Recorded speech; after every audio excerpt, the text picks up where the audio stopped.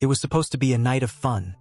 Two Irish exchange students in Tokyo, celebrating life with music, laughter, and a Nicki Minaj concert. But by sunrise, one of them, 21-year-old Nicola Furlong, would be dead in a hotel room. The man responsible, a teenage American musician named Richard Hinds, would serve less than a decade behind bars, and today he's walking free, pursuing a career in music. Was this justice? Or was Nicola failed not just by one man but by the system itself? Nicola Furlong grew up in C.R.I.M.E, a seaside village in County Wexford, Ireland. Known for its golden beaches and warm community, it was the kind of place where everyone knew everyone else. Nicola was the youngest of two daughters. Friends and family described her as kind, bubbly, and deeply ambitious. She had always been fascinated by Japan, its language, its culture, its history.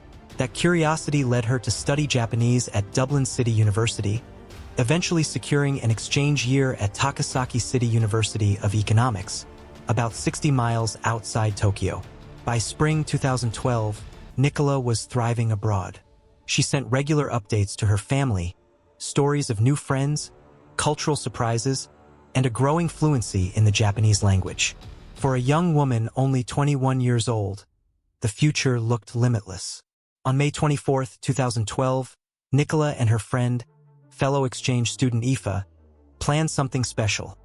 A night out in Tokyo to see global superstar Nicki Minaj perform.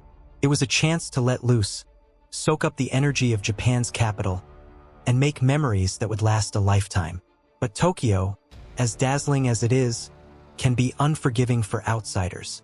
The neon-lit streets of Shibuya and Shinjuku pulse with excitement, but also danger. And that night, two American men entered Nicola and Aoife's orbit. 19-year-old Richard Hinds from Memphis, Tennessee, and 23-year-old dancer James Blackston from Los Angeles. This chance encounter would prove fatal.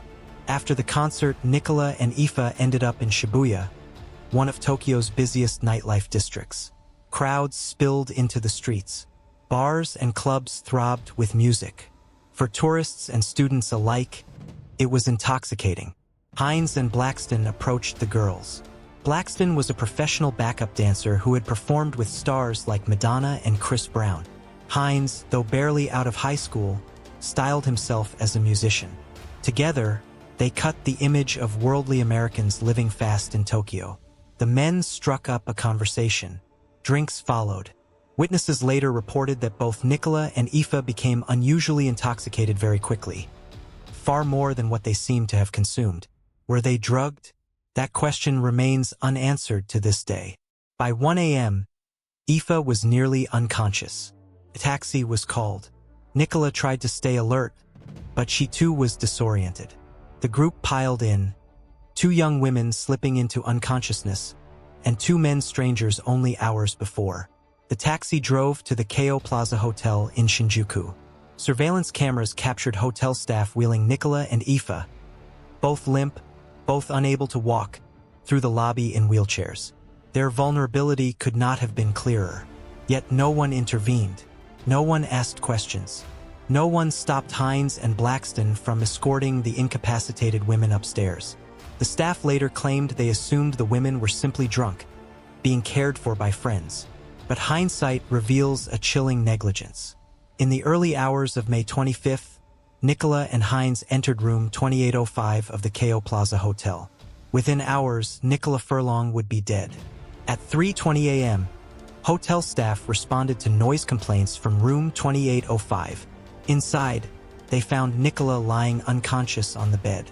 Her face was pale, her lips tinged blue. Richard Hinds stood nearby. Paramedics rushed in, but Nicola was already beyond saving. She was later pronounced dead at a Tokyo hospital. The autopsy revealed that Nicola had died from suffocation. Her neck bore marks consistent with manual strangulation. Forensic evidence showed that Hinds had placed his hands around her throat, squeezing until she lost consciousness, and ultimately her life. But Hinds insisted he had only applied light pressure. According to him, it was a consensual act gone wrong. He claimed Nicola had consented to what he described as erotic asphyxiation. Police and prosecutors were not convinced. the evidence told another story. An unconscious woman, incapable of consent, left alone with a teenage boy whose actions crushed her windpipe. James Blackston, meanwhile, was charged separately with sexually assaulting Aoife, who had been left unconscious in another hotel room. Blackston maintained his innocence but was convicted of indecent assault. The investigation relied heavily on CCTV footage, witness testimony, and forensic science. Hotel cameras showed Nicola and Aoife being wheeled in, visibly incapacitated. Taxi footage captured their condition en route. Medical experts testified that the pressure applied to Nicola's neck was anything but light.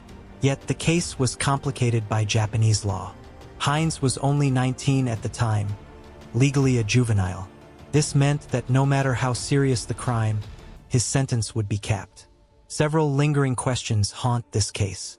Were Nicola and Aoife drugged? Both women became incapacitated far too quickly for the amount of alcohol consumed. Some witnesses suggested the possibility of spiked drinks. Yet toxicology reports were inconclusive, and prosecutors never pursued this line aggressively. To Nicola's family, that remains a devastating gap. Did the hotel fail in its duty of care?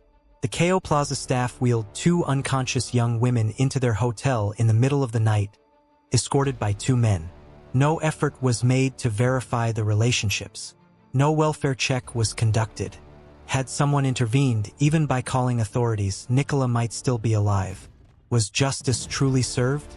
The Japanese court convicted Richard Hinds of murder with intent to cause bodily harm, but stopped short of calling it intentional homicide. Because of his age, the maximum penalty was 5 to 10 years in prison. He received the full 10. Blackston received a shorter sentence for indecent assault. To Nicola's parents, Andrew and Angela Furlong, this was no justice at all. Their daughter's life had been brutally taken, yet her killer would serve only a fraction of the sentence that might have been imposed elsewhere.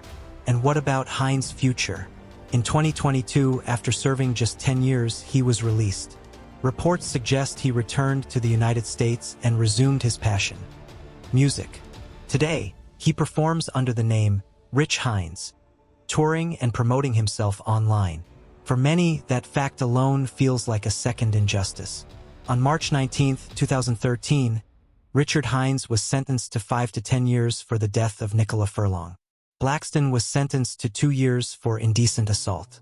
Nicola's family sat in court, their grief compounded by the knowledge that the law could never deliver a punishment equal to their loss. In Ireland, the case drew national outrage. Headlines condemned the light sentence. Vigils were held in Wexford. Friends remembered Nicola as vibrant, intelligent, and full of promise. She had gone abroad to chase a dream, only for that dream to be cut short in the most horrific way. When Hinds walked free in 2022, her family spoke again. "Our daughter is gone forever," they said. "He has his life back. We will never get ours." 10 years after Nicola's death, her case remains a sobering reminder of the dangers faced by young women abroad and the cultural and legal gaps that can leave families feeling abandoned by justice. Nicola Furlong's story forces us to ask hard questions. Should age shield someone from harsher punishment when the crime is murder? Did negligence by hotel staff play a role in her death? And should someone convicted of killing a young woman be allowed to reinvent themselves as a rising star in music? What do you think? Was justice truly served for Nicola Furlong? Or was this another case where the system protected the guilty more than the innocent?